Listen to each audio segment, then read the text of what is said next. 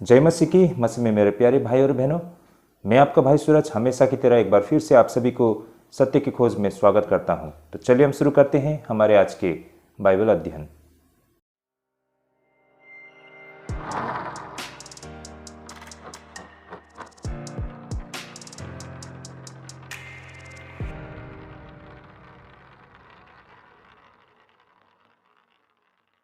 फिर से एक बार आप सभी को स्वागत है सत्य की खोज में भाई और बहनों। आज का जो हमारा बाइबल अध्ययन करने का रहेगा वो रहेगा रोमी को पत्री 1 अध्याय 18 से लेके 23 पद तक, और विषय रहेगा भाई और बहनों the Rath of God against सिन। भाई और बहनों, मनुष्य पर परमेश्वर के क्रोध के कारण। आज के अध्ययन से ये हम समझने के लिए प्रयास करते हैं कि आखिरकार परमेश्वर मानव जाति पर क्यों और किस लिए क्रोधित होते हैं। इसे आज हम बिल्कुल विस्तार से समझने के लिए प्रयास करेंगे। बहुत ही इंटरेस्टिंग विषय है भाई और बहनों।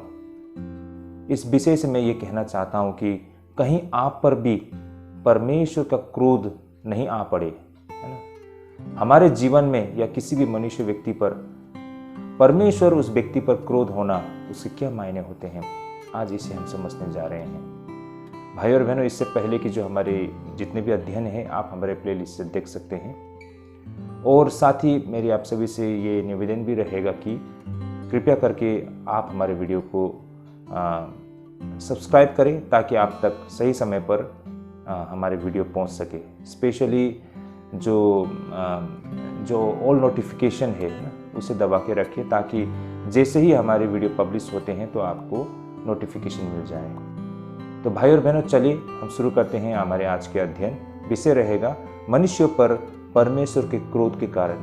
वचन अध्ययन करने का रहेगा रोमियो को पत्री 1 अध्याय 18 से लेकर 23 पद तक। आइए सबसे पहले हम वचन को पढ़ लेते हैं। तो वचन यहाँ पर इस प्रकार लिखा है, परमेश्वर का क्रोध तो उन लोगों की सब अभक्ति अधर्म पर स्वर्ग से प्रकट होता है जो सत्य को अधर्म से दबाए रखते हैं।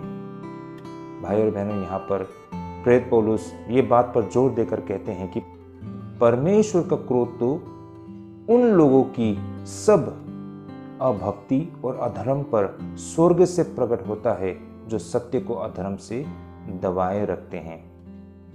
अधर्म या फिर अभक्ति ऐसे लोगों पर स्वर्ग से परमेश्वर का क्रोध उन पर प्रकट होता है।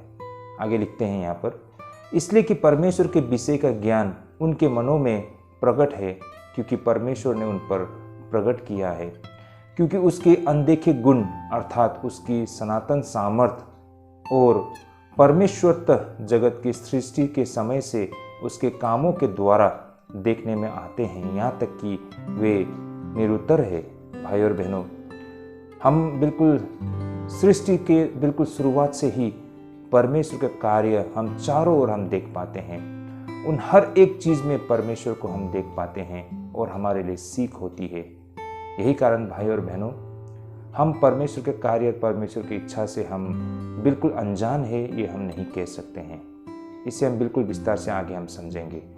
आगे देखते हैं 21 पद में, इस कारण कि परमेश्वर को जानने पर भी उन्होंने परमेश्वर के योग्य बड़ाई और धन्यवाद न किया, परंतु व्यर्थ विचार करने लगे, यहाँ तक कि उनका निर्बुद्धि मन अंधेरा हो गया। वे अपने आप को बुद्धिमान जताकर मूर्ख बन गए और अविनाशी परमेश्वर की महिमा को नाशवान मनुष्यों और पक्षियों और चौपायों और रेंगने वाले जंतुओं की मूर्त की समानता में बदल डाला। भाई और बहनों, इतिहास गवाह है कब और किस तरह मानव जाति ने परमेश्वर को क्रोध दिलाया।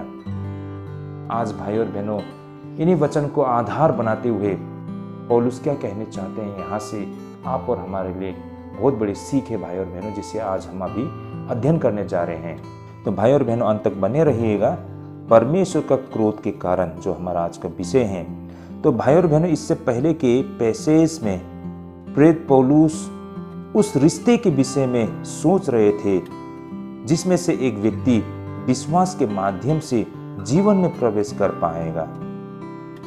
आप सभी को याद हो भाई और बहनों, इससे पहले की जो हमारी अध्ययन थी, अगर आप हमारे प्लेलिस्ट में जाकर पिछले वीडियो को देखते हैं तो आपको वहाँ पर समझ में आएगी कि वास्तव में उद्धार और विश्वास के क्या मायने होते हैं। तो पिछले रविवार को हमने उद्धार और विश्वास के ऊपर बहुत गहराई से अध्ययन किया था, लेकिन इसके विपरीत आज के विषय में हम देख सकते हैं कि अगर कोई व्यक्ति जानबूझकर परमेश्वर के प्रति अंधा है और फिर अपने विचारों और मूर्तियों की पूजा करता है, तो वह परमेश्वर के क्रोध को भड़काता है और उसे उसका अंजाम को भुगतना पड़ता है। भाई और बहनों, यह बेहद ही कठिन हो सकता है। इसे हमें पूरी गंभीरता से समझना पड़ेगा, क्योंकि यहाँ पर हम परमेश्वर के क्रोध को देख पा रहे हैं, जो एक चिंताजनक और भयानक वाक्यांश में हमें दिखाई पड़ती है। इसका मतलब क्या हो सकता है भाई और बहनों? उस वक्त प्रेरित पौलुस के मन में क्या चल रहा होगा जब प्रेरित पौलुस इन सारी बातों को हमारे सामने रख रहे थे, या फिर रोमियो की मंडली के सामने रख रहे थे। देखिए भाई और बहनों, 18 पद में हम देख सकते हैं यहाँ पर परमेश्वर बिल्कुल क्रोधित है। आइए हम इन वचनों को एक बार फिर से पढ़ लेते हैं। रोमियो को पत्र 1:18 में जैसा यहाँ लिखा है, परमेश्वर का क्रोध तो उन लोगों की सब अभक्ति और अधर्म पर स्वर्ग से प्रकट होता है, जो सत्य को अधर्म से दबाए रखते हैं। भाई और बहन, यहाँ पर परमेश्वर को बिल्कुल क्रोधित प्रेरित पौलुस के द्वारा दिखाया गया है, लेकिन परमेश्वर का क्रोध इंसान के गुस्से जैसे नहीं होती है। ये भी हमें समझनी पड़ती है। भाई और बहनों, मानव जाति जब गुस्सा करते हैं, नाराज होते हैं, लेकिन भाई और बहनों, परमेश्वर का जो क्रोध होती है, जिस क्रोध के विषय में यहाँ पर बताया जा रहा है, ये बिल्कुल मनुष्य के गुस्से की तरह नहीं होती है। जब कोई व्यक्ति नाराज होती है, उस नाराजगी को परमेश्वर के क्रोध के साथ हम तुलना नहीं कर सकते हैं, क्योंकि जब मानव जाति नाराज होते हैं, वो गुस्सा हो जाते हैं, तो इसका मतलब इसके पीछे का कारण उसका निजी स्वार्थ होता है। यहाँ पर परमेश्वर का क्रोध का कारण तो पाप था। भाई और बहनों, इन बातों को हमें समझना होगा। बहुत समय पर हमें ऐसा लग सकता है कि आखिर परमेश्वर भी तो नाराज होते हैं, है ना, परमेश्वर भी तो क्रोधित होते हैं। लेकिन भाई और बहनों, परमेश्वर किसे लेकर वो इतने क्रोधित है और हम मनुष्य क्यों क्रोध होते हैं, इसमें बहुत अंतर है भाई और बहनों। परमेश्वर पाप से बेहद घृणा करते हैं, पापियों से नहीं भाई और बहनों, पाप से वो बेहद घृणा करते हैं। यही कारण परमेश्वर जब जब उसे पाप होते हुए दिखाई पड़ते हैं, तो परमेश्वर बेहद क्रोधित होते हैं। मनुष्य के पाप से परमेश्वर बेहद क्रोधित होते हैं। लेकिन हम इंसान क्यों क्रोधित होते हैं, हम क्यों नाराज और गुस्सा होते हैं? उसके पीछे हमारा खुद का स्वार्थ है भाई और बहनों। मान लीजिए, जब मैं जो चाहता हूं वो नहीं होता है, जैसे मैंने कहा था उसने नहीं किया, जैसे मेरा मर्जी था वो नहीं होता है, जो मेरे मन में था वो नहीं हो पा रहा है, तो हम नाराज होते हैं। इसके पीछे हमारा स्वार्थ है भाई और बहनों। हम जैसा चाहते थे वैसा नहीं हो रहा है, इसलिए हम नाराज हो रहे हैं, चाहे वो भला हो या बुरा हो, लेकिन ये इसके पीछे हमारा अपना निजी स्वार्थ है। लेकिन परमेश्वर जब वो क्रोधित होता है, तो वो पाप के लिए क्रोधित होता है।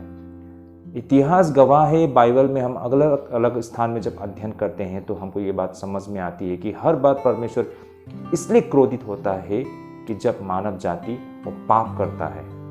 परमेश्वर का क्रोध का कारण है पाप, और मनुष्य के क्रोध का कारण है उसकी निजी स्वार्थ। ये बात को हमें स्पष्ट होना पड़ेगा भाई और बहनों। विशेषकर परमेश्वर क्रोधित इसलिए होती है क्योंकि कुछ लोगों ने बेहद दुष्ट काम किया होता है, बहुत ही बुरा काम किया होता है। यही कारण जब न्यायाधीश फैसला सुनाते हैं, तो परमेश्वर का क्रोध न्यायाधीश की क्रोध के जैसे हमें होती हुई दिखाई पड़ती है। परमेश्वर न्याय करता है ना, जब उनका न्याय होता है तो उसका दंड जरूर मिलता है। यही कारण भाई और बहनों, जब किसी व्यक्ति पर परमेश्वर का क्रोध आ पड़ता है, तो न्याय होना बिल्कुल एकदम निश्चय है, और परमेश्वर का न्याय उसके लिए दंड लेके आता है। यही कारण भाई और बहनों, हम कह रहे थे बिल्कुल शुरुआत में, परमेश्वर का जो कोप है, जो परमेश्वर का क्रोध है, आप और हम पर आना, ये बहुत ही भयानक बातें हैं भाई और बहनों। कोई इंसान हमसे नाराज हो जाते हैं तो हम उससे दूर रहकर उसे शांत कर सकते हैं, है ना। कोई व्यक्ति हमसे बिल्कुल नाराज होते हैं तो हम उससे छिप सकते हैं, लेकिन परमेश्वर से कोई छिप नहीं सकता है ना। परमेश्वर से कोई दूर नहीं जा सकता है। परमेश्वर जब क्रोधित होते हैं और न्याय करते हैं तो उसको दंड मिलना बिल्कुल 100% श्योर है, कोई उससे नहीं बचा सकता है और ये बहुत ही भयानक होता है भाई और बहनों। इसलिए हमें परमेश्वर को कभी भी क्रोध नहीं दिलाना है, उसे रीस नहीं उठाना है ना, वरना इसका नतीजा बहुत ही गंभीर होता है भाई और बहनों। लोग इन सारी चीज़ों को हल्के से लेते हैं, इसलिए उनके जीवन में जब परमेश्वर का क्रोध आ पड़ता है ना तो सब कुछ उलट पुलट हो जाता है। बहुत लोग बहुत ही बुरी तरह से बीमार पड़ जाते हैं, है ना, बहुत लोगों का बहुत बड़ा नुकसान हो जाता है और इसका जो नुकसान होता है इसका भरपाई उस व्यक्ति से आगे कभी नहीं हो पाता है। ये बहुत ही भयानक बातें हैं भाई और बहनों। तो भाई और बहनों, अब यहाँ पर प्रेरित पौलुस इन वचन के माध्यम से परमेश्वर के क्रोध के विषय में जो बता रहे थे, भाई और बहनों, उस वक्त प्रेरित पौलुस के मन में ये सारे बातें ही चल रही होगी। भाई और बहनों, आइए हम इसे इस प्रकार समझने के लिए प्रयास करते हैं। जैसे कि पुराने नियम में जब परमेश्वर इज़राइल में कार्य कर रहे थे, तो पुराने नियम के समय में या फिर पुराने नियम के शुरुआती भाग में परमेश्वर का क्रोध विशेष रूप से बाचा के विचार से जुड़ा होता था। इज़राइल के लोग परमेश्वर के साथ एक विशेष संबंध में थे। परमेश्वर ने उन्हें चुना हुआ था और उन्हें इस विशेष रिश्ते की पेशकश की गई थी, जो तब तक बना रहेगा जब तक वे उसके व्यवस्था का पालन करता रहेगा। निर्गमन 24 का 3 से 8 में इस बात को बिल्कुल स्पष्ट रूप से बताया गया। आइए मैं आप सभी के लिए ये वचन को पढ़ना चाहूँगा। जैसे यहाँ लिखा है, तब मूसा ने लोगों के पास जाकर यहोवा का सब बातें और सब नियम सुना दिए। तब सब लोग एक शोर से बोल उठे कि जितनी भी बातें यहोवा ने कही है उन सब बातों को हम मानेंगे। तब मूसा ने यहोवा के सब वचन लिख दिए और बिहान को सवेरे उठकर पर्वत के नीचे एक वेदी और इज़राइल के 12 गोत्रों के अनुसार 12 खंबे भी बनवाए। तब उसने कई इज़राइली जवानों को भेजा जिन्होंने यहोवा के लिए होम बलि और बेलों के मेल बलि चढ़ाए। और मूसा ने आधा लहू तो लेकर कटोरों में रखा और आधा वेदी पर छिड़क दिया। तब वाचा के पुस्तक को लेकर लोगों को पढ़ सुनाया। उसे सुनकर उन्होंने कहा, जो कुछ यहोवा ने कहा है उस सब को हम करेंगे और उसकी आज्ञा मानेंगे। तब मूसा ने लहू को लेकर लोगों पर छिड़क दिया और उनसे कहा, देखो यह उस वाचा का लहू है जिसे यहोवा ने इन सब वचनों पर तुम्हारे साथ बांधी है। ओके, आमेन। तो यहाँ पर हमें परमेश्वर और मनुष्य जाति के बीच में उस वाचा को हमें होते हुए दिखाई पड़ती है, वो कवनेंट। तो यहाँ पर जब तक मनुष्य जाति परमेश्वर के प्रति वफादार बने रहेंगे, जब तक वे उन वाचा को बनाए रखेंगे, जब तक वे परमेश्वर के आज्ञा को मानते रहेंगे, तो भाई और बहनों, परमेश्वर की सुरक्षा उन पर या फिर परमेश्वर के आशीष उन पर बने रहेगी। लेकिन अगर वो उन वाचा को तोड़ते हैं, उसका उल्लंघन करते हैं, तो परमेश्वर को क्रोध दिलाते हैं वे लोग और उसका दंड बिल्कुल निश्चय है।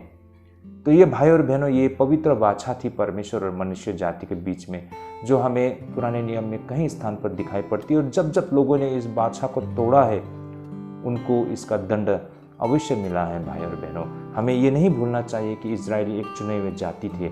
परमेश्वर ने उस जाति को खड़ा किया था और उस जाति के द्वारा आगे परमेश्वर को बहुत ही बड़ी कार्य करना था भाई और बहनों। इसलिए उस जाति को परमेश्वर ने सुरक्षित और अपने अगुवाई में मार्गदर्शन किया। और जब जब उन्होंने वाचा को तोड़कर मनमर्जी किया, परमेश्वर ने दंड देकर उन्हें फिर से अपने रास्तों में लेके आया है भाई और बहनों। इसका मतलब ये था कि भाई और बहनों, राष्ट्र के भीतर व्यवस्था के किसी भी उल्लंघन परमेश्वर के क्रोध को भड़का दिया था, क्योंकि इससे परमेश्वर के साथ उनका संबंध टूट जाती थी। गिनती यानी कि नंबर, गिनती के पुस्तक 16 में पाया जाता है किस तरह कोरह, दातान और अबीराम के विद्रोह के विषय में बताई गई है। आप लोग 16 अध्याय, गिनती के 16 अध्याय विस्तार से पढ़ेंगे तो आपको यहाँ पर ये सारे जो विषय हैं डिटेल में आपको मिलेगी। आगे उसी तरह गिनती 16 अध्याय में ही मूसा द्वारा हारून को लोगों के पाप के लिए विशेष प्रायश्चित करने का आदेश भी दिया करते हैं, क्योंकि क्रोध प्रभु की ओर से उन लोगों के लिए निकला था। गिनती 16 का 46 पद में ये बातें दर्ज की गई है। आइए भाई और मैं आप सभी के लिए इसे पढ़ना चाहूँगा जैसा यहाँ लिखा है। और मूसा ने हारून से कहा, धूपदान को लेकर उसमें वेदी पर से आग रखकर उस पर धूप डाल, मंडली के पास फुर्ती से जाकर उसके लिए प्रायश्चित कर, क्योंकि यहोवा का कोप अत्यंत भड़का है और मरी फैलने लगी है। तो भाई और बहनों देखिए, जब जब मानव जाति ने, विशेष करके परमेश्वर के चुने हुए जाति इजरायली जातियों ने परमेश्वर के जो उस बाछा का उल्लंघन किया, उसने परमेश्वर को रीस दिलाया है। यहाँ पर यहोवा का कोप अत्यंत भड़का है ऐसा बताया गया है भाई और बहनों। और इसे शांत बनाने के लिए उन्हें पश्चाताप करना होगा, है ना। परमेश्वर के आगे घुटने टेक कर उन्हें पश्चाताप करना होगा, उन्हें वेदी में धूपदान को जलाना होगा, परमेश्वर को संतुष्ट कराना होगा, वरना परमेश्वर का जो भड़का हुआ कोप अगर उनके ऊपर आए तो वे तबाह हो जाएंगे। इस बात को मूसा हारून को कह रहे हैं कि परमेश्वर के रीस को शांत दिलाने के लिए उन्हें क्या करना चाहिए। तो भाई और बहनों, हम इतिहास में हम बार बार देखते हैं कि मानव जाति ने परमेश्वर को क्रोध दिलाया था और उसका नतीजा बहुत ही भयानक और बहुत ही भयंकर थी भाई और बहनों। उसी तरह जब इजरायलियों को बाल की पूजा में ले जाया जाता तो यहोवा का क्रोध इजराइल के विरोध भड़क उठा था। इसके विषय में हम गिनती 25 के 3 में अगर हम देखते हैं तो यहाँ पर स्पष्ट लिखा है, जैसा लिखा है कि ये इजरायली बाल पर देवता की पूजने लगे, तब यहोवा का कोप इजराइल पर भड़क उठा। तो भाई और बहनों, परमेश्वर यानी कि सच्चे परमेश्वर के अलावा जब वे अपने हाथों से बनाए हुई मूर्ति का वो जब उपासना करना शुरू करते हैं तो परमेश्वर बेहद नाराज होते हैं भाई और बहनों। इन सब के अलावा क्योंकि इजराइल परमेश्वर के साथ एक अद्वितीय संबंध में था, यही कारण अन्य कोई भी राष्ट्र जिन्होंने इजराइल के साथ क्रूरता अन्याय का व्यवहार किया, उन्हें परमेश्वर का क्रोध को झेलना पड़ा था। जैसे कि एक समय में बेबीलोन ने इजराइल के साथ बेहद ही बुरा व्यवहार किया था और फिर परमेश्वर का क्रोध के कारण वह देश अब आबाद नहीं रहा। यिर्मयाह 50 के 13 में ये बात को कहा गया है। आइए मैं पढ़ता हूँ। यहोवा के क्रोध के कारण वह देश निर्जन रहेगा, वह उजाड़ ही उजाड़ होगा। जो कोई बाबुल के पास से चलेगा वो चकित होगा और उसके सब दुख देखकर ताली बजाएगा। तो भाई और बहनों, एक समय में बेबीलोन नबूकदनेस्सर ने यहूदियों के ऊपर काफ़ी अत्याचार किया था, है ना। और यही कारण परमेश्वर ने बेबीलोन को वो दंड देते हैं भाई और बहनों। तो यही कारण भाई और बहनों, जब जब मानव जाति परमेश्वर के प्रति वफादार रहते हैं तो परमेश्वर उन्हें सुरक्षा देती है ना। लेकिन जब भी मानव जाति अपनी मनमर्जी करते हैं, उन बादशाह को तोड़ते हैं, उसका उल्लंघन करते हैं, तो उसका दंड भी उन्हें मिलती है भाई और बहनों। तो कहने का मतलब, मनुष्य के साथ जो भी कुछ होता है ये यूं ही नहीं होता है, इसका पीछे एक बहुत ही बड़ा रहस्य और इसके पीछे बहुत ही बड़ा एक विशेष कारण होती है भाई और बहनों, जो हम इतिहास में हम बार बार देख पाते हैं। भाई और बहनों, हमें यह भी याद रखना चाहिए कि वो पवित्र परमेश्वर है जिसकी हम आराधना करते हैं। वो सच्चे इकलौते पवित्र परमेश्वर हमारा सृष्टि करता है और हमारा मुक्तिदाता है। वो अति पवित्र है और वह विशिष्ट रूप से पवित्र, और इसलिए परमेश्वर पाप को सहन नहीं कर सकता है। भाई और बहनों, परमेश्वर पापियों से नहीं लेकिन पाप से बेहद नफरत करते हैं। यही कारण जब मानव जाति पाप करते हैं तो परमेश्वर बहुत ही क्रोधित होते हैं। इस तरह परमेश्वर का क्रोध उसकी पाप के विरुद्ध विनाशक प्रतिक्रिया हो जाती है। आज के समय में इसे समझना और स्वीकार करना हमारे लिए शायद बेहद कठिन लगे, क्योंकि यह वास्तव में उस प्रकार का धर्म है जो पुराने करार के साथ जुड़ा हुआ है। और हम में से बहुत लोगों को यही लगे ना, जब हम बोलते हैं कि परमेश्वर बेहद क्रोधित होंगे अगर हम पाप करते हैं, तो कुछ लोग कहेंगे कि ऐसा नहीं हो सकता है, क्योंकि हमारा परमेश्वर तो अत्यंत दयालु है ना। वो तो क्षमा करने वाला ना, हमारे भूल गलतियों को, अपराधों को क्षमा करने वाला, हम पर कृपा करने वाला बहुत ही दयालु परमेश्वर है। वो कैसे हम पर इतनी बड़ी मतलब वो क्रोध लेके आएंगे और हमें इतनी भयानक दंड देंगे। तो कुछ लोग ऐसा सोचते हैं, वास्तव में वे अपने आप को धोखा दे रहे हैं, या फिर परमेश्वर के प्रेम को वो गलत तरीके से समझ रहे हैं और इसका गलत तरीके से प्रयोग कर रहे हैं। भाई और बहनों, ये बात सच है कि परमेश्वर हमसे बेहद प्रेम करते हैं। ऐसा नहीं है कि नया नियम के बाद ही प्रभु यीशु मसीह के द्वारा ही मात्र परमेश्वर ने हमसे प्रेम किया, ऐसा नहीं है। परमेश्वर मानव जाति से बिल्कुल इस संसार के बिल्कुल सृष्टि से ही वो हम मानव जाति से बेहद प्रेम करते हैं। उन्होंने आदम और हवा को कितनी खूबसूरत स्थान पर उन्हें रखा था ना, उनका ख्याल रखा था, उनकी ज़रूरत को पूरा किया था। और सिर्फ आदम नहीं, उसके पीछे हमने ऐसे बहुत सारे बाइबल में है हमने ऐसे शख्स को देखा है जिनसे परमेश्वर बेहद प्रेम किया करते थे। तो भाई और बहनों, ये बेशक परमेश्वर हमसे बेहद प्रेम करते हैं, लेकिन अगर हम परमेश्वर की उस आज्ञा का उल्लंघन करते हैं तो परमेश्वर बेहद दुखी होते हैं, विशेष करके पाप के साथ, है ना। बाइबल में ऐसे बहुत सारे मतलब हमारे पास प्रमाण है कि परमेश्वर क्रोधित होने पर क्या कुछ हो सकता है ना। सदोम और गोमोरा के साथ क्या हुआ था हम सब जानते हैं ना। जब परमेश्वर का क्रोध भटका तो वहाँ पर सिर्फ पुरुष नहीं, वहाँ पर महिला, छोटे छोटे बच्चे, बुजुर्ग, बीमारी जो लोग थे, कोई नहीं बचा था, सभी को तबाह कर दिया गया था, है ना। नोहा का समय पर, है ना, सारा दुनिया को तबाह कर दिया था। तो परमेश्वर जो क्रोधित होते हैं तो वो बहुत ही भयंकर है। तो यही कारण मैं कह रहा था कि बहुत लोगों को ऐसा लगे कि ये तो पुराने नियम की बातें हैं। जब परमेश्वर इजराइल में कार्य कर रहा था उस समय की बातें हैं। परमेश्वर उस समय कुछ इसी तरह ही कार्य करते थे, लेकिन प्रभु यीशु मसीह के समय से सब कुछ बदल गया है। परमेश्वर मात्र अब हमसे प्रेम करते हैं। हम जितनी भी गुनाह करें, भूल करें, प्रभु हमारे अपराधों को क्षमा कर देंगे। ये हमने अपनी एक सोच बना ली है जो कि बिल्कुल गलत है। भाई और बहनों, बेशक प्रभु यीशु मसीह दयालु है, वो हमसे बेहद प्रेम करते हैं, हमारे अपराधों को क्षमा करते हैं, हम पर कृपा दृष्टि करते हैं और हम पर अनुग्रह करते हैं। ये बात बिल्कुल सही, इसमें कोई दो राय नहीं है भाई और बहनों। लेकिन अगर हम पाप करते रहेंगे निरंतर और पाप में बने रहेंगे तो परमेश्वर बेशक हमसे नहीं, लेकिन हमारे पाप से वो बेहद नफरत करते हैं और हम दुष्ट इंसान बन जाते हैं, भ्रष्ट इंसान बन जाते हैं। तो इसका दंड भी हमें जरूर मिलती है। और हमने देखी है अपने सामने ही ऐसे बहुत सारे लोगों को जो परमेश्वर का दंड उन पर आते हुए, परमेश्वर का प्रकोप उन पर आते हुए हमने देखी है। भाई और बहनों, ये कोई ऐसे ही मतलब कह दिया ऐसा नहीं है। भाई और बहनों, हम ये देखने की कोशिश करते हैं कि प्रेरित पौलुस ने इस अवधारणा को कैसे समझा था। सीडी हुट ने इस विषय पर बहुत समझदारी और गहराई से लिखा था। जैसे कि प्रेरित पौलुस क्रोध के इस विषय में अक्सर बोला करते हैं, लेकिन अजीब बात यह था कि यद्यपि वह परमेश्वर के क्रोध के विषय में बताते हैं, लेकिन फिर भी वह कभी भी परमेश्वर के नाराजगी के विषय में बातें नहीं करते हैं। प्रेरित पौलुस परमेश्वर के प्रेम के विषय में बातें किया करते हैं और फिर परमेश्वर से प्रेम करने की बातें किया करते हैं। वो तो परमेश्वर की कृपा के विषय में बातें करते हैं और फिर परमेश्वर कृपा पूर्वक देने की बातें भी किया करते हैं। साथ ही प्रेरित पौलुस परमेश्वर की निष्ठा के विषय पर बातें करते हुए हमको दिखाई पड़ती है और फिर परमेश्वर अपने लोगों के प्रति वफादार रहने की बातें भी किया करते हैं।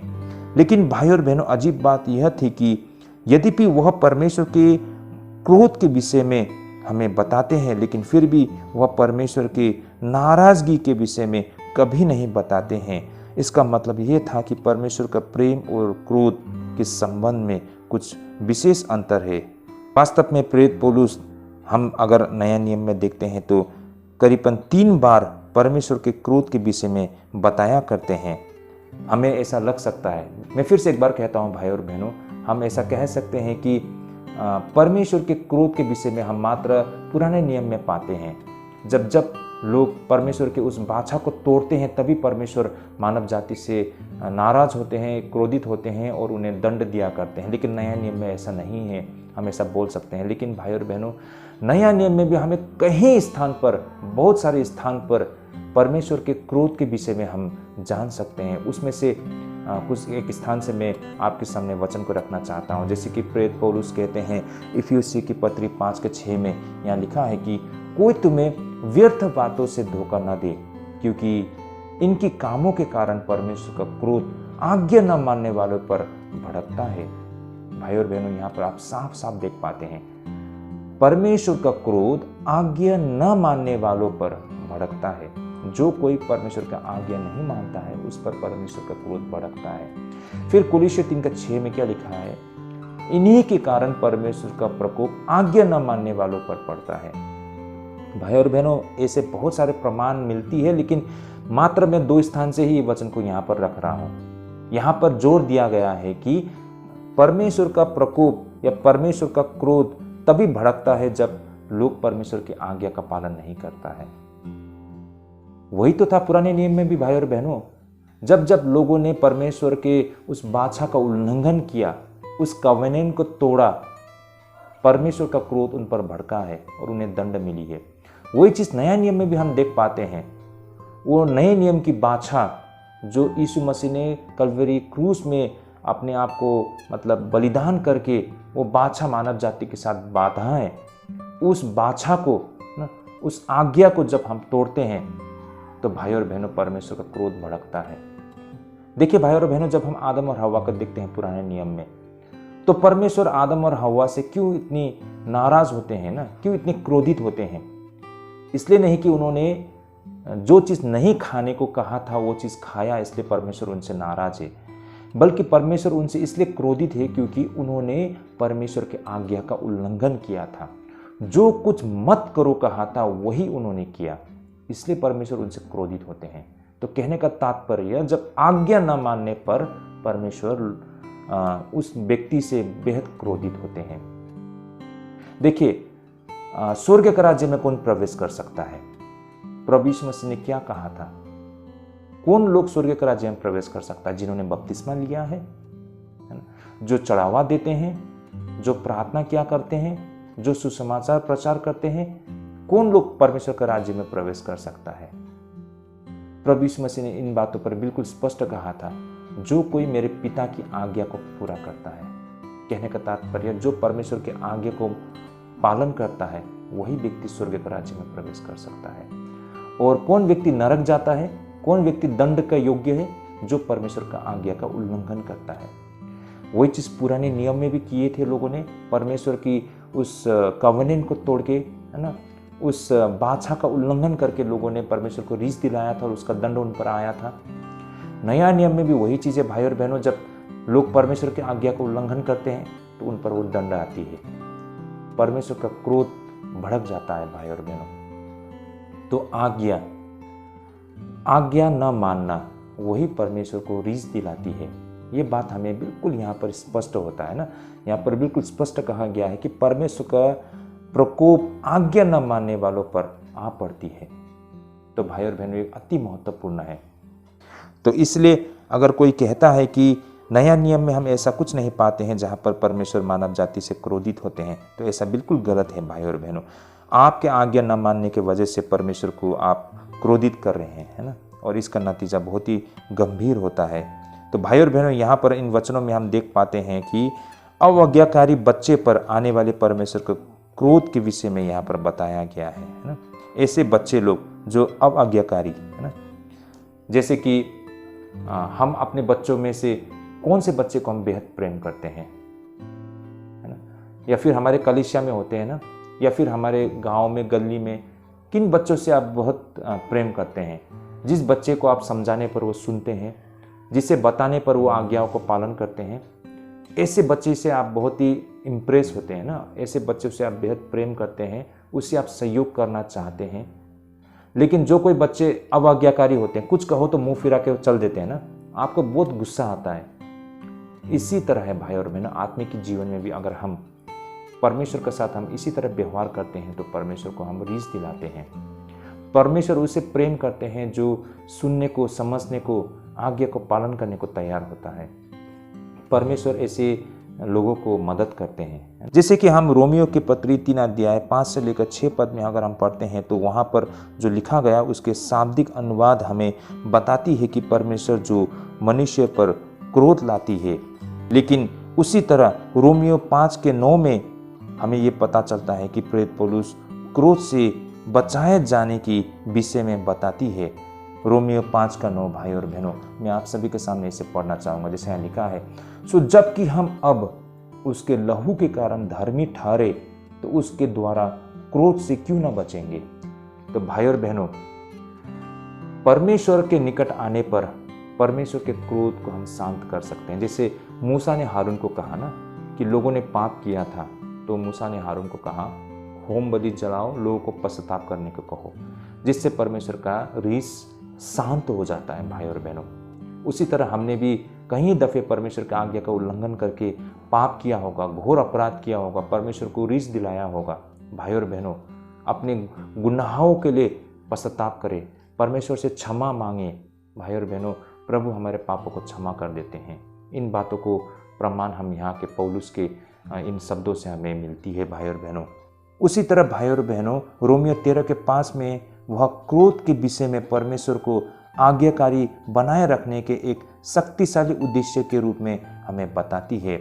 और फिर पहला थिस्सलुनीकियों 1:10 में वो कहता है कि प्रभु यीशु मसीह हमें आने वाले क्रोध से भी बचाता है। तो पहले तो हम देख लेते हैं रोमियो 13:5 में भाई और बहनों, जैसा लिखा है, इसलिए अधीन रहना न केवल उस क्रोध से परंतु डर से अवश्य है, वरन विवेक भी यही गवाही देता है। तो कहने का तात्पर्य यहाँ पर हम ये बात समझ में आता है कि मनुष्य को आज्ञाकारी बनाए रखने के एक शक्तिशाली उद्देश्य के रूप में ये बात हमें यहाँ पर समझ में आती है। परमेश्वर का क्रोध हमें परमेश्वर के प्रति आज्ञाकारी बने रहने में हमें प्रोत्साहित करते हैं भाई और बहनों। अगर आप परमेश्वर का भय मानते हैं, परमेश्वर का डर मानते हैं, तो अवश्य ही आप परमेश्वर के प्रति आज्ञाकारी भी रहते हैं। कौन व्यक्ति परमेश्वर के प्रति आज्ञाकारी नहीं, जिसके मन में परमेश्वर के लिए कोई आदर, सम्मान, डर, भय कुछ नहीं है। वो परमेश्वर के उपस्थिति को भी महसूस नहीं करते हैं और वो नहीं मानते हैं कि परमेश्वर उसके आसपास है, क्योंकि उसके व्यवहार ये चीज़ दिखाती है। तो ऐसे लोग हैं, जो व्यक्ति लोग है ना परमेश्वर के प्रति आज्ञाकारी नहीं होते हैं, वो व्यक्ति परमेश्वर का आदर और परमेश्वर का भय उसमें नहीं होता है। लेकिन जो लोग विश्वास करते हैं परमेश्वर में, परमेश्वर से डरते हैं, उसकी इज्जत और आराधना करते हैं, उसे सम्मान देते हैं, श्रद्धा देते हैं, वे लोग परमेश्वर के आज्ञा को भी पालन करते हैं। बेशक मनुष्य तो भ्रष्ट इंसान है ना, हमारे अंदर वो पाप का स्वभाव है और हमें पाप करने के लिए हमें आकर्षित होते हैं हम, है ना। किसी लोगों को पैसे से, किसी को धन दौलत से ना, किसी को शारीरिक अभिलाषा से, किसी को शोहरत से लगाव है, वो हमारे पाप की स्वभाव है, हमें आकर्षित करते हैं। लेकिन हम उस समय परमेश्वर के वचन को स्मरण करते हैं ना, परमेश्वर की धार्मिकता और पवित्रता को स्मरण करके अपने आप को हम संयम में लाते हैं, हम अपने आप को रोकते हैं। तो परमेश्वर का भय हमें परमेश्वर का अधीन रहने में हमें बहुत सहयोग करते हैं। ये बातें यहाँ पर पौलुस कहते हैं और 100% सही है भाई और बहनों। साथ ही वो कहते हैं यहाँ पर पहला थिस्सलुनीकियों 1:10 में, और उसके पुत्र के स्वर्ग पर से आने की बाट जोते रहो, जिससे उसने मरे हुओं में से जिलाया, अर्थात यीशु की, जो हमें आने वाले प्रकोप से बचाता है। तो कहने का तात्पर्य प्रभु यीशु मसीह हमें आने वाले क्रोध से भी बचाता है। हमने अपने समय में बहुत सारे पाप किए होंगे और प्रभु को हमने क्रोध दिलाया और इसका सजा निश्चय है। लेकिन जब हम पश्चाताप करते हैं, है ना, अपने आप को प्रभु का हवाले कर देते हैं, तो फिर प्रभु को हम शांत बना सकते हैं और प्रभु हमें हमारे पापों के लिए क्षमा कर देते हैं। तो बेशक हमने पिछले दिनों में बहुत पाप करके प्रभु को क्रोध दिलाया होगा, लेकिन आज हमने पश्चाताप किए, उन सारी चीज़ों को छोड़ दिया है। अब हमने पवित्र जीवन जीने का निर्णय किया है और हम प्रभु का अनुसरण कर रहे हैं, तो प्रभु हमारे पापों को भी क्षमा करते हैं। अब लेकिन भाई और बहनों, यहाँ पर हमें कुछ अजीब लग सकता है, जैसे कि प्रेरित पौलुस क्रोध के विषय में तो पहले हमें बताते हैं, लेकिन फिर प्रभु यीशु मसीह उसी क्रोध से मनुष्य को बचाने के लिए भी बताते हैं। भाई और बहनों, इसे समझने के लिए आइए हम भविष्यवक्ताओं की समय में चलते हैं। अक्सर उनका संदेश इस प्रकार था, यदि आप परमेश्वर के प्रति आज्ञाकारी नहीं है तो परमेश्वर का क्रोध आपको बर्बादी और आपदा में डाल देगी। यजेकिएल ने तो इसे दूसरे ही स्पष्ट तरीके से कहा था, जैसे कि जो आत्मा पाप करेगा वह मर जाएगा। भाई और बहनों, यजेकिएल 18:4 में ये बातें बिल्कुल स्पष्ट लिखा है। आइए मैं इन वचनों को पढ़ना चाहूँगा, जिसमें लिखा है, देखो सबों के प्राण तो मेरे हैं, जैसा पिता का प्राण वैसा है पुत्र का भी प्राण है, दोनों मेरे ही है, इसलिए जो प्राणी पाप करे वही मर जाएगा। तो भाई और बहनों, यहाँ पर इन बातों को बिल्कुल स्पष्ट कहा गया है कि जो व्यक्ति पाप करता है वो मर भी जाता है ना।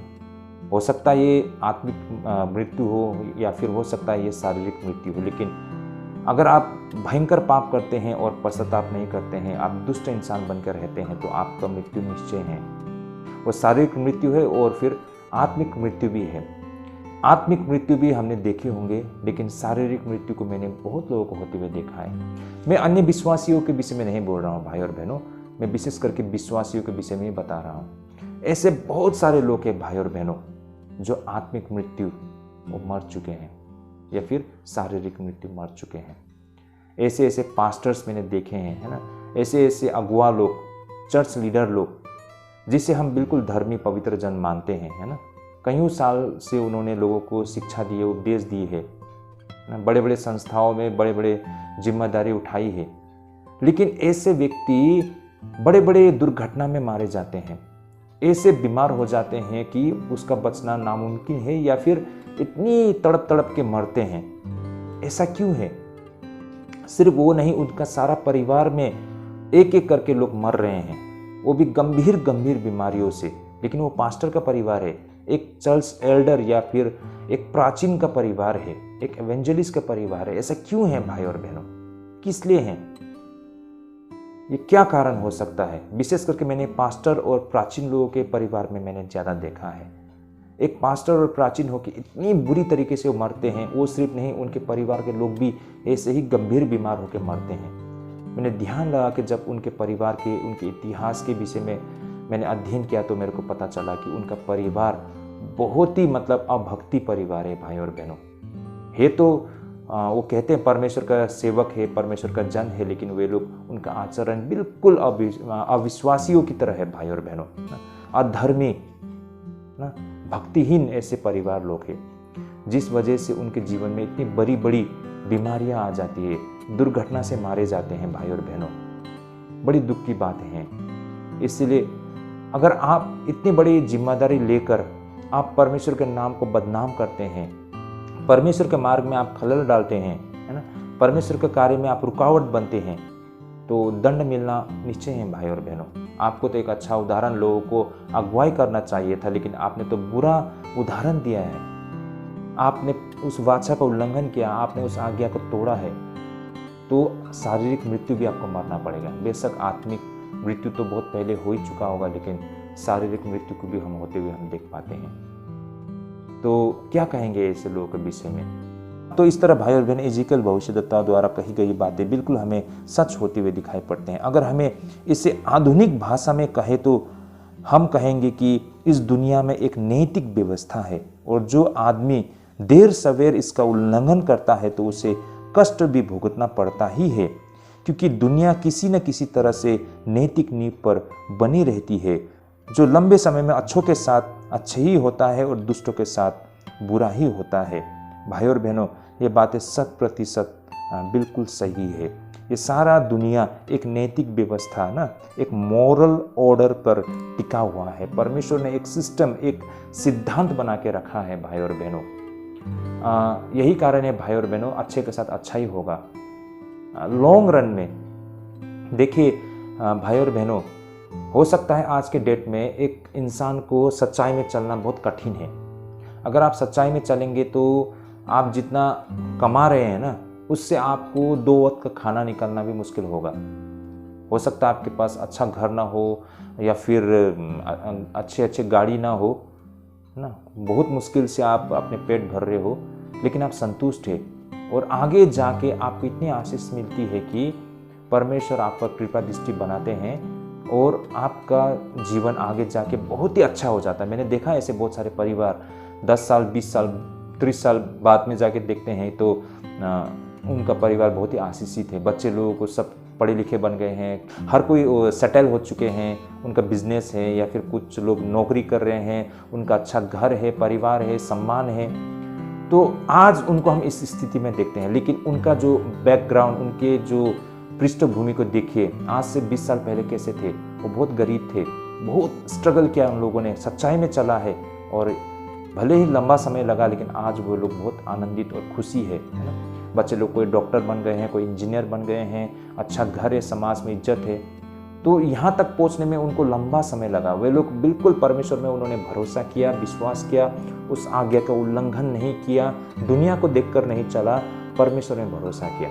और कुछ लोग होते हैं इंस्टेंट धनी होना चाहते हैं, आज हर प्रकार की चालाकी लगा के, पॉलिटिक्स खेल के, बड़े बड़े लोगों से संबंध बना के उन्हीं की तरह होकर लोगों ने बहुत रुपया कमा लिया, लेकिन आने वाला 10-20 साल बाद में ना उनका समाज में इज्जत है, ना कलीसिया में कोई उसको पूछते हैं, है ना। मैं विश्वासियों के विषय में बोल रहा हूँ भाई और बहनों, अन्य विश्वासी नहीं, विश्वासी लोगों के विषय में। तो ऐसे लोग जो होते हैं, जो छल कपट करके रुपया पैसा कमाते हैं, आगे जाके भाई और बहनों उनका स्थिति बहुत खराब हो जाता है। बच्चे लोग ड्रग एडिक्ट बन जाते हैं, या फिर उन्होंने पढ़ना छोड़ दिया है, आवारागिरी करके चलते हैं। उसके बच्चे लोगों का जो विवाह हो गया, वो शादी टूट चुका है, मतलब हर प्रकार की समस्या, विशेष करके बीमार पड़ जाते हैं, है ना। तो ऐसे लोगों को भी हमने देखे हैं। तो इमीडिएटली शायद हम सच्चाई में चलते हैं तो हमारे लिए थोड़ा मुश्किल लगे ना, या फिर हम चालाकी करके रुपया कमाते हैं तो इमीडिएटली हमको बहुत सारा रुपया पैसा मिल जाए, लेकिन लंबे समय में भाई और बहनों जो अच्छाई में चलते हैं उसके साथ अच्छाई होगा, जो बुराई में चलते हैं उनके साथ देर सवेर उनके साथ परमेश्वर न्याय जरूर करते हैं, क्योंकि उन्होंने जो मॉरल ऑर्डर है ना, जो नैतिक व्यवस्था परमेश्वर ने बना के रखा था, उसको तोड़ा और उसका सजा उसे जरूर मिलते हैं भाई और बहनों। यही कारण हम बार बार कहते हैं ना, परमेश्वर में भरोसा रखो, उसके प्रति वफादार बने रहो, अंत में विजय आपकी ही होगी। लेकिन आज जो दुनिया को देखकर मतलब जल्दबाजी में, शॉर्टकट में सब कुछ करना चाहते हैं, बाद में जाके उन्हें पछताना पड़ेगा। इसी दुनिया में रहते ही उसको आत्मा का सजा तो बाद में मिलेगी ही मिलेगी, लेकिन ये शरीर में ही, इस जीवन में भी उसे दंड जरूर मिलता है और इनाम भी जरूर मिलता है भाई और बहनों। ये मैंने अपने सामने, अपनी आंखों के सामने होते हुए हमने देखा है भाई और बहनों। अगर हम पुराने नियम में देखते हैं तो इजरायली भविष्यवक्ताओं का पूरा संदेश यह था कि इस दुनिया में नैतिक व्यवस्था काम करती है, और इसका स्पष्ट निष्कर्ष है कि नैतिक व्यवस्था परमेश्वर का क्रोध है। परमेश्वर ने इस दुनिया को इस तरह से बनाया है कि हम अपने ही मर्जी और नुकसान पर परमेश्वर के व्यवस्था को और आज्ञा को तोड़ते हैं भाई और बहनों। कहने का तात्पर्य देखिए, परमेश्वर ने हमें भला और बुरा समझने की समझ दी है, या फिर मेरा कहने का मतलब ये सिर्फ विश्वासियों से नहीं है, बल्कि सारे मानव जाति को परमेश्वर ने सृष्टि की है ना। सारे मनुष्य को परमेश्वर ने तो बनाया, ऐसा तो नहीं है कि सिर्फ ईसाई लोगों को परमेश्वर ने बनाया, या फिर मुसलमान या हिंदू या जैन, किसी धर्म, दूसरे धर्म के लोगों को परमेश्वर ने नहीं बनाया, ऐसा तो नहीं है ना। हमारा सच्चा परमेश्वर ने ही इस दुनिया को, इस दुनिया में जो कुछ भी है, सारे इंसान, सब कुछ को हमारे सच्चे परमेश्वर ने ही सृष्टि किया है। लेकिन बात इतनी सी है कि हम में से कुछ लोग सच्चे परमेश्वर की आराधना करना शुरू कर दिया है, और कुछ लोग आज भी अंधकार में मूर्ति पूजा कर रहे हैं। फर्क इतना है, लेकिन सारे लोगों को परमेश्वर ने ही सृष्टि किया है, पहली बात। दूसरी बात ये है भाई और बहनों, कुछ नैतिक बातें हैं जिसको हम चाहे किसी भी धर्म से हो, किसी भी जाति से हो, हम फर्क कर सकते हैं।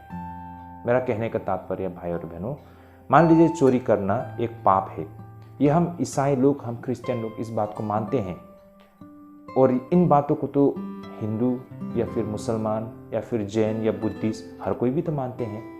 कुछ ऐसे चीज़ है जो बुरा है और गलत है, जो सब कोई इसको मानते हैं।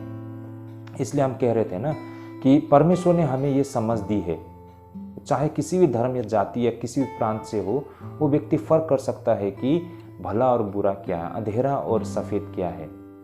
तो निर्णय उस व्यक्ति को लेना होता है ना, कि वो करना क्या चाहता है। तो मेरा कहने का तात्पर्य, परमेश्वर ने हम सबको वो फ्री चॉइस दिया है ना, जैसा आदम और हव्वा को भी परमेश्वर ने फ्री चॉइस दिया था कि इस पेड़ के फल को न खाना, है ना, बाकी तुम खा सकते हो। लेकिन उस आदम ने और हव्वा ने अपनी ही बातों को सुना, अपना ही निर्णय लिया, उनको चॉइस दिया था और उन्होंने ही चुना, मतलब शैतान को, है ना। तो ये चॉइस उन्हें दिया गया, ये चॉइस हमारे पास भी, हम किसे चुनते हैं। हम फर्क तो कर सकते हैं भले और बुरे को, रात और दिन को, अंधेरा और ज्योति को, ये हम पर निर्भर करता है भाई और बहनों। कहने का तात्पर्य ये था। इस तरह भाई और बहनों, अगर हमें पूरी तरह से उस कठोर नैतिक आदेश का दया पर छोड़ दिया जाता है तो हमारे लिए मृत्यु और विनाश के अलावा कुछ भी नहीं रहता। भाई और बहनों, इस दुनिया को इस तरह से बनाई गई है कि पाप करने वाली आत्मा को मरना ही पड़ेगा। यदि नैतिक आदेश के तहत हो तो, जैसा मैंने पहले भी कहा है भाई और बहनों, लेकिन मनुष्य की इस दुविधा में परमेश्वर का प्रेम दिखाई पड़ती है और परमेश्वर का वह प्रेम अविश्वसनीय रूप से बिल्कुल मुफ्त है भाई और बहनों। अनुग्रह के माध्यम से मनुष्य को पाप के परिणामों से बाहर निकालता है और फिर उसे उस क्रोध से बचाता है जो उसे नष्ट करने पर था। आगे को प्रेरित पौलुस इस बात पर भी जोर देते हैं कि मनुष्य परमेश्वर के सिद्धांत के विषय में अज्ञानता का दावा नहीं कर सकते हैं भाई और बहनों। जैसे कि रोमियो के पत्र 1 का 19 और 20 पद में अगर हम कंटिन्यू पढ़ते हैं तो यहाँ पर इन बातों को स्पष्ट लिखा है। आइए हम इसे एक बार पढ़ लेते हैं। लिखा है, इसलिए कि परमेश्वर के विषय का ज्ञान उनके मनों में प्रकट है, क्योंकि परमेश्वर ने उन पर प्रकट किया है, क्योंकि उसके अनदेखे गुण अर्थात उसकी सनातन सामर्थ और परमेश्वरतः जगत की सृष्टि के समय से उसके कामों के द्वारा देखने में आते हैं, यहाँ तक कि वे निरुत्तर है। ओके, आमीन। तो भाई और बहनों, यहाँ से हम ये साफ साफ देख पाते हैं ना, यहाँ पर परमेश्वर बताते हैं कि परमेश्वर ने अपने कार्य के द्वारा हमेशा से लोगों को संदेश दिया है ना, लोगों को बताया है कि करना उन्हें क्या है। और यही कारण हमारे चारों तरफ बहुत कुछ परमेश्वर ने किया है, उन्हें देखकर भी हमें समझ में आनी चाहिए या फिर हमें फर्क करना आना चाहिए। इस कारण हम ये नहीं बोल सकते हैं कि मुझे पता नहीं है ना, मैं नहीं जानता हूँ।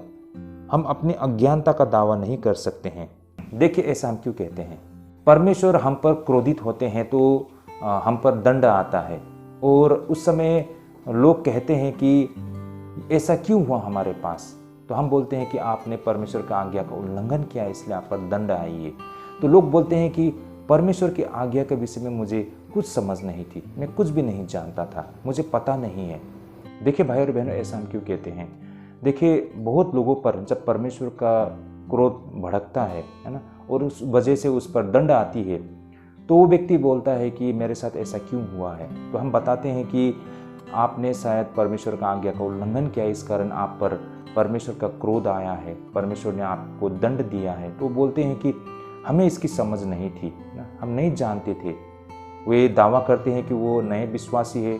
कुछ लोग बोलते हैं कि हम बाइबल नहीं पढ़ते हैं, कुछ लोग कहते हैं कि हम चर्च नहीं जाते हैं, वगैरह वगैरह। बहुत सारा वो एक्सक्यूजेस ना, बहुत सारा बहाना करते हैं। लेकिन भाई और बहनों, हम बहाना नहीं कर सकते हैं। हम कभी नहीं बोल सकते हैं कि परमेश्वर ने हमें नहीं बताया, हम नहीं जानते हैं। क्योंकि भाई और बहनों, परमेश्वर ने इतनी समझ और इतनी अकल तो दिया है ना हमें कि हम भले और बुरे को फर्क कर सके और सच्चाई की तलाश कर सके, है ना। अगर आप सत्य से प्रेम करते हैं तो सत्य की तलाश करेंगे, क्योंकि हमारे आसपास हमारे आंखों के सामने बहुत कुछ हो रहा है। इससे हम फर्क कर सकते हैं ना कि सही हो रहा है ना गलत हो रहा है। और हमें ढूंढना चाहिए था। अगर हम ढूंढते हैं तो हमें जरूर भी मिलेगी। हमने ढूंढा ही नहीं है क्योंकि हमें इच्छा ही नहीं है। तो भाई और बहनों, मैं ऐसा कहना चाहता हूँ कि हमें से बहुत सारे लोग, है ना, जब वो व्यक्ति बहुत ही बीमार पड़ जाते हैं या फिर उन पर बहुत बड़ा कष्ट आता है तो वो दुखी होते हैं, और जब वो प्रश्न करते हैं तो हम उन्हें बताते हैं कि क्यों उनके साथ ये सब कुछ हुआ है ना। हम बताते हैं कि शायद परमेश्वर का प्रकोप आप पर आया है और यही कारण परमेश्वर ने आपको दंड दिया है ना। तो व्यक्ति कहते हैं कि हमें इसके विषय में पता नहीं थी, हम नहीं जानते थे, हमें कोई जानकारी नहीं थी कि परमेश्वर इस तरह हम पर दंड दे सकते हैं, क्योंकि हम तो नए विश्वासी हैं, हमने कभी बाइबल नहीं पढ़ी है, कभी हम चर्च नहीं गए हैं, है ना, किसी ने हमको नहीं बताया। तो भाई और बहनों, इस तरह से बहुत सारे लोग अपना एक्सक्यूज़ देते हैं ना, वो बहाना करते हैं। लेकिन भाई और बहनों, इन सारी चीज़ों से हम बच नहीं सकते हैं, क्योंकि देखिए हमारे आसपास चारों तरफ परमेश्वर ने ऐसे बहुत सारे कार्य किया है जिस वजह से हमें मतलब ये संदेश मिलता है कि हमें परमेश्वर को ढूंढना चाहिए, परमेश्वर की तलाश करना चाहिए हमें। भाई और बहनों, इन सारे कामों से हमें संकेत मिलती है, लेकिन आपने कभी इसको जानना नहीं चाहा, आपने इसे समझना नहीं चाहा। अगर आप इसे समझना चाहते और ढूंढते तो परमेश्वर आपको जरूर दर्शन देता ना, परमेश्वर आपको बताते। परमेश्वर ने तो बोला है ना, खटखटाओ, ढूंढो तो तुम्हें मिलेगा। तो आपने ढूंढा होता तो आपको मिलना था, लेकिन आपने नज़रअंदाज किया इसे ना, इसे जाने दिया, और आज जाके आपको ये समस्या हो रही है। तो भाई और बहनों, हम अपनी अज्ञानता को बहाना नहीं बना सकते हैं। हमारे चर्च में भी बहुत सारे ऐसे लोग हैं जो चर्च नहीं आते, सिर्फ क्रिसमस में आते हैं, और जब वचन के विषय में उनके साथ चर्चा कीजिए तो वो बिल्कुल मौन रह जाते हैं, और सांसारिक बातें करें तो वो बहुत बड़ी बड़ी बातें करना शुरू करते हैं। वो सोचते हैं कि वचन के विषय में बोलना तो सिर्फ पास्टर का काम है, या एवेंजलिस्ट या फिर कलीसिया के प्राचीनों का काम है, उनका काम नहीं है, और वो कोई रुचि नहीं लेते हैं। और जब ये व्यक्ति समस्या में पड़ता है तो बोलते हैं कि हमें तो कुछ पता नहीं था, लेकिन वास्तव में आपके आसपास में बहुत कुछ हो रहा है, उससे भी आपको सीखना और समझना चाहिए था, और आपको ढूंढना चाहिए था। इसलिए आप अपनी अज्ञानता का बहाना नहीं कर सकते हैं। तो इस तरह भाई और बहनों, परमेश्वर को वास्तव में हम दुनिया में हर वो जगह परमेश्वर को देख सकते हैं अगर हम हमारे हृदय की आंखें खुली हो तो। प्रेरित पौलुस का कहना था, और यह पूरी तरह से सही मायने में सही भी था। भाई और बहनों, दुनिया में हम परमेश्वर को हर जगह देख सकते हैं अगर हमारी आत्मिक की आंखें खुली हो तो। यही बातों को प्रेरित पौलुस यहाँ पर कह रहे हैं। जैसे कि अगर हम दुनिया को देखते हैं तो हम देख पाते हैं कि पीड़ा पाप के कारण आई थी। जैसे कि भाई और बहनों, जब परमेश्वर ने मानव जाति की सृष्टि की थी तो क्या मानव जाति में बीमारी या पीड़ा थी? ऐसा बिल्कुल नहीं था ना भाई और बहनों। वो सुखी थे, आनंदित थे। लेकिन कब से मानव जाति के जीवन में पीड़ा और बीमारी हमको दिखाई पड़ती है? तब से, जब से मानव जाति ने परमेश्वर का आज्ञा का उल्लंघन करके पाप किया था, और उस दिन से वो उसके जीवन में शैतान के द्वारा ये पीड़ा और बीमारी आना शुरू हो गया। और जैसा जैसा समय बीतता गया उतनी ही बड़ी बड़ी बीमारियां हम अपने चारों ओर हमको आज दिखाई पड़ती है। तो ये सारे बीमारी, बड़े बड़े बीमार, ये सारे पाप की उपज है भाई और बहनों, शैतान की ओर से हैं। तो भाई और बहनों, यही बातों को हम कह रहे हैं कि पीड़ा पाप के कारण आती है। उदाहरण के लिए भाई और बहनों, अगर हम कृषि के नियमों को तोड़ते हैं तो आपकी फसल विफल या फिर तबाह हो जाएगी। देखिए, हर चीज़ का एक सिद्धांत है, हमने जैसा पहले बताया था ना, एक मॉरल ऑर्डर है भाई और बहनों, एक नैतिक व्यवस्था है। परमेश्वर ने एक सिस्टम बना के दिया है। अगर उस सिस्टम का उल्लंघन करते हैं तो भाई और बहनों, परमेश्वर का क्रोध हम पर भड़कता है और दंड मिलना बिल्कुल निश्चय है। तो भाई और बहनों, जैसे कि एक कृषि का उदाहरण मैंने दिया है ना, एग्रीकल्चर। मान लीजिए जब हम पौधा लगाते हैं, है ना, तो पौधा जब लगाते हैं तो उसमें जब हम खाद डालते हैं तो किस तरह की खाद हमको डालना है ये हमें पता होना चाहिए ना। खाद डालना है बोलकर कुछ भी लाके डाल देंगे तो नहीं रहेगा ना। जैसे कि मान लीजिए कच्चा गोबर को हम डाल देंगे तो वो पौधा जल जाएगा। हमको तो पका हुआ गोबर चाहिए, तभी वो उसे खाद कहा जा सकता है, और वो सही मायने में वो पौधे के लिए भी बहुत ही फलदायक रहेगा ना, हेल्पफुल रहेगा। या फिर मान लीजिए आपने जो पौधा लगाया है दोपहर को, मतलब कड़ी धूप लगी हुई है, ऐसे समय पर पौधे में आप पानी डालोगे तो क्या होगा, वो पौधा जल के खाक हो जाएगा, वहाँ पर मर जाएगा। पौधे में पानी डालने का समय सुबह या फिर शाम को होती है। अगर दिन के दोपहर में आप पौधे में गर्मी के समय पानी डालोगे तो फिर वो पौधा मर जाएगा। तो खेती बाड़ी करने का कुछ एक सिद्धांत नियम है जिसको हमें तोड़ना नहीं है। अगर इसको हम तोड़ते हैं तो, हम अपनी मन मर्जी करते हैं तो इसका हमें नुकसान भरना पड़ेगा। एग्जैक्टली मान लीजिए हम कोई घर बना रहे हैं तो उसका आर्किटेक्ट डिज़ाइन होती है ना, कहाँ पर खिड़की बनाना है, कहाँ पर दीवार बनाना है, कहाँ पर हमको रिटेनिंग वॉल देना है ना, कहाँ पर छत बनाना है, कहाँ पर पिलर देना है, कहाँ पर कितना रोड का लगाना है, कितना सीमेंट बालू देना है। ये आर्किटेक्चर्स या इंजीनियर्स लोगों को अच्छी तरह पता होता है ना। या फिर इन सारे नियमों को पालन न करके हमारे मन में जो आया वैसा ही हम बिल्डिंग बना देंगे तो क्या होगा, भूकंप आते वक्त वो घर टूट जाएगा। तो घर बनाने का एक सिद्धांत, एक प्रिंसिपल है जो इंजीनियर बताते हैं, उसके मुताबिक हमको बनाना होता है भाई और बहनों, है ना। या फिर उसी तरह हमारा स्वास्थ्य, देखिए हमारे शरीर में क्यों बीमारी आती है। आमतौर पर हमारे शरीर में बीमारी आने का कारण होता है हमारे खान पान, हमारे लाइफस्टाइल के वजह से। भाई और बहनों, हम ऐसी चीज़ खाते हैं जिस वजह से हमें बीमारी हो सकती है। मान लीजिए हम तेल ज़्यादा खाते हैं, मसाला ज़्यादा खाते हैं, मीट मच्छी ज़्यादा खाते हैं, कुछ भी चीज़ एक्सेस कर लेते हैं तो हमारे शरीर में बीमारी आ जाती है। मान लीजिए शुगर, है ना, ब्लड शुगर का प्रॉब्लम जिसको डायबिटीज़ है। कभी आपने ज़िंदगी में किसी एकदम गरीब और क्या बोलते हैं जो हार्ड वर्क करते हैं ना, बिल्कुल खेत में काम करते हैं, या जो डेली लेबर होते हैं, उनको डायबिटीज़ होते हुए देखा है? नहीं। किसे होता है? आमतौर पर जो शहर में रहते हैं, जिसके पास हर चीज़ का साधन है, तो रुपया है, पैसा है, अपने मुंह की मिठास के लिए आप ज़्यादा मीठा खाते हो, क्या हो गया? आपको डायबिटीज़ हो गया। तो ये आपकी ही गलती की वजह से हो रहा है ना। आपने सिद्धांत, देखो मीठा मत खाओ ऐसा नहीं बोला है, मीठा खा सकते हैं लेकिन इसका एक नियम है ना। मीट मच्छी आप खा सकते हो लेकिन इसका एक नियम है। आप मीठा तेल या फिर जो वेजिटेबल ऑयल्स होते हैं, है ना, सरसों का तेल होते हैं, उसको भी एक लिमिट से खाना होता है। मतलब कुछ भी खाओ एक लिमिट से खाना होता है, जितना हमारा शरीर डाइजेस्ट कर सकता है। उससे ज़्यादा अगर हम खाते हैं और डाइजेस्ट नहीं कर पाते तो हम बीमार पड़ जाते हैं। तो हमारे शरीर में जितना भी बीमार है वो हमारे लाइफस्टाइल और हमारे खाने पीने की वजह से, हमने उस नियम को, सिद्धांत को पालन नहीं किया। तो कहने का तात्पर्य, जब हम नियमों को तोड़ते हैं, है ना, जब हम सिद्धांत को तोड़ते हैं किसी भी चीज़ का, तो हमें उसका सज़ा हमें मिलती है। सज़ा ही कहेंगे ना। आपने एक्सेस खा लिया, ज़्यादा खा लिया, आपके शरीर में समस्या हो रहा है, तो पनिशमेंट हो गया ना वो। तो उसी तरह आत्मिक जीवन में भी हम उस सिद्धांत को तोड़ते हैं, उस नैतिक व्यवस्था को तोड़ते हैं, तो उसका दंड हमें मिलता है भाई और बहनों। हम प्रश्न करते हैं क्यों ऐसा हो गया? आप ज़्यादा मीठा खा के आपको डायबिटीज़ हो गया और आप बोलेंगे क्यों ऐसा हो गया? ये तो नहीं चलेगा ना। उसी तरह भाई और बहनों, आत्मिक जीवन में भी हम इतनी अभक्ति जीवन, अधर्मी जीवन जीते हैं, है ना, जिस वजह से परमेश्वर का क्रोध भड़क जाता है और हम पर दंड आती है, तो हम बोलेंगे ऐसा क्यों हो गया? ये नहीं हो सकता है ना भाई और बहनों। तो इस तरह भाई और बहनों, प्रेरित पौलुस कह रहा है कि हर वो चीज़ों को देखो वो कैसी बनी है, और आपको हर वो चीज़ों में परमेश्वर का कार्य दिखाई पड़ती है, और तुम्हें परमेश्वर कैसे हैं समझ में आ जाएगी।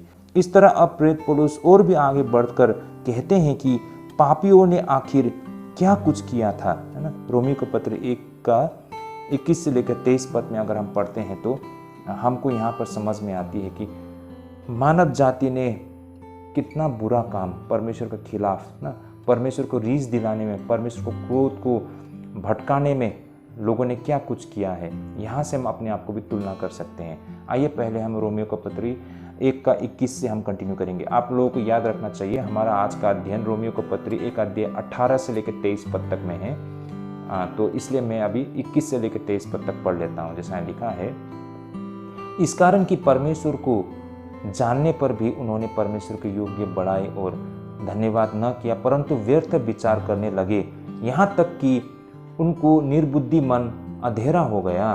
वे अपने आप को बुद्धिमान जानकर मूर्ख बन गए और अविनाशी परमेश्वर की महिमा को नाशवान मनुष्य और पक्षियों और चौपाइयों और रेंगने वाले जंतु की मूर्ति की समानता में बदल डाला। ओके, तो यहाँ पर बहुत ही भयानक बातें, मनुष्य की भ्रष्टता और पाप को हम देख पाते हैं। जैसे कि भाई और बहनों, लोगों ने परमेश्वर की ओर देखने की बजाय लोगों ने स्वयं को देखा। वो खुद को व्यर्थ की अटकलों में उलझा लेता है और सोचता है कि वह तो बुद्धिमान है, जबकि हर समय वो मूर्ख बना रहता है। ऐसा क्यों है? वो मूर्ख इसलिए था क्योंकि उसने परमेश्वर की इच्छा के बजाय अपने विचारों, अपनी राय, अपनी अटकलों को जीवन का मानक और नियम बना लिया है। पापी की मूर्खता मनुष्य को उन चीज़ों का स्वामी बनाने में शामिल था। ऐसे व्यक्ति अपने मानकों को अपनी राय में पाया, ना कि परमेश्वर की व्यवस्था और सिद्धांत में। ऐसे व्यक्ति परमेश्वर केंद्रित दुनिया के बजाय आत्मा केंद्रित दुनिया में रहते हैं। परमेश्वर की ओर देखते हुए चलने के बजाय वह स्वयं को देखते हुए चलते हैं और फिर आगे जाके गिर पड़ते हैं। इस तरह भाई और बहनों, अंत में हम 23 पद में जैसे यहाँ पर हम फिर से एक बार देख लेते हैं। यहाँ कहा गया है कि और अविनाशी परमेश्वर की महिमा के नाशवान मनुष्य और पक्षियों और चौपाइयों और रेंगने वाले जंतु की मूर्त की समानता में बदल डाला। भाई और बहन, इस तरह भाई और बहनों, 23 पद का अर्थ ये था कि परमेश्वर की महिमा को मानव और पशु की छवियों में बदल देना। इसके पीछे के मूल कारण मानव का स्वार्थी पूर्वक रवैया। इंसान मूर्ति बनाता है, फिर उसके लिए चढ़ावा लाता है और प्रार्थना किया करता है ताकि उसकी अपनी योजनाओं और सपनों को आगे बढ़ाया जा सके। वास्तव में उसकी यह पूजा और चढ़ावा अपने फायदे और मतलब के लिए हैं, ना कि परमेश्वर की महिमा के लिए। इस तरह इस पैसेज में अध्ययन करने पर हमें यह समझ में आती है कि पाप का सार स्वयं को परमेश्वर के स्थान पर रखना है। तो भाई और बहनों, हम परमेश्वर को कब क्रोधित दिलाते हैं? परमेश्वर का क्रोध होने का कारण क्या है? यह आज का हमारा विषय था भाई और बहनों। और आज के इस अध्ययन से हम समझ में आती है कि परमेश्वर के आज्ञा को उल्लंघन करके हम परमेश्वर को क्रोधित कर लेते हैं ना, स्वयं को उस स्थान में रख लेते हैं, परमेश्वर को हटाकर अपना मन मर्जी करना शुरू कर देते हैं, अपने ही सोच, अपने ही विचारधारा, अपने ही समझ के ऊपर वो अपना जीवन को लाना चाहता है और परमेश्वर को पीछे छोड़ देते हैं, परमेश्वर का आज्ञा को उल्लंघन करते हैं। इस तरह से वो व्यक्ति परमेश्वर से दूर हो गया है ना, उसने परमेश्वर के खिलाफ में खड़ा हो गया है। जो काम परमेश्वर ने न करने को कहा था वही काम को किया है। उसने परमेश्वर की उस कवनेंट को, उस वाचा को तोड़ा है, उसने उस आज्ञा का उल्लंघन किया है। इस तरह से मानव जाति ने परमेश्वर को क्रोध दिलाया है और उसका सजा निश्चय है। परमेश्वर न्याय करते हैं, इसी दुनिया में रहते रहते उसका न्याय होता है भाई और बहनों। आत्मिक तौर पे उसका न्याय जरूर होगा, लेकिन शारीरिक रूप में इस दुनिया में ही उसका न्याय होता है। उसको नुकसान उठाना पड़ता है, उसको उस पीड़ा से होकर गुजरना पड़ता है, उसका परिवार तबाह हो जाता है, वो बीमार पड़ जाता है, उसका बिजनेस में नुकसान होता है, जीवन अशांत बन जाता है ना, वो व्यक्ति तबाह हो जाता है। अगर सही समय पर वो व्यक्ति पश्चाताप करता है, प्रभु में लौटता है, तो उसमें कुछ संभावना है। लेकिन भाई और बहनों, अगर हम ऐसी काम करते हैं और प्रभु को क्रोध दिलाते हैं तो इसका सजा है ना बहुत ही भयानक है, बहुत ही गंभीर बातें हैं।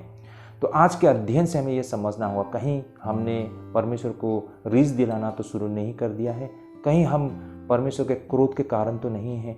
ये बहुत ही भयंकर बातें हैं भाई और बहनों। यह अध्ययन अन्य जातियों के लिए नहीं, हम विश्वासियों के लिए भाई और बहनों। यही कारण आज बहुत सारे विश्वासी होते हुए भी उनके जीवन में हम इतनी सारी समस्या क्यों देखते हैं। बड़ी बड़ी बीमारियां उसको हो गई है, उनका बिजनेस में नुकसान है, घर में अशांत है, कुछ चीज़ सही नहीं चल रहा है। कारण आपने परमेश्वर को महत्व नहीं दिया, आप अपने ही तरीके से अपने ही बातों में चल रहे हैं, आपने परमेश्वर को क्रोध दिलाया है। इससे हमें बचना चाहिए। तो ये था हमारा आज का अध्ययन। होपफुली आज के अध्ययन के द्वारा हमारे आत्मिक जीवन के लिए ढेरों आशीष पहुंचेगी। आज के लिए हम यहीं पे स्थगित करते हैं भाई और बहनों। निरंतर बने रहिएगा। आपको अगर इस अध्ययन से कुछ आशीष मिली है तो इसे जरूर शेयर कीजिए, अपने दोस्त, फ्रेंड, रिलेटिव सब तक ये अध्ययन पहुंच सके। तो भाई और बहनों, आज के लिए यहीं पे हम स्थगित करते हैं। प्रभु आप सबको ढेरों आशीष करे, प्रभु आप सबको अगुवाई करे। जय मसीह की।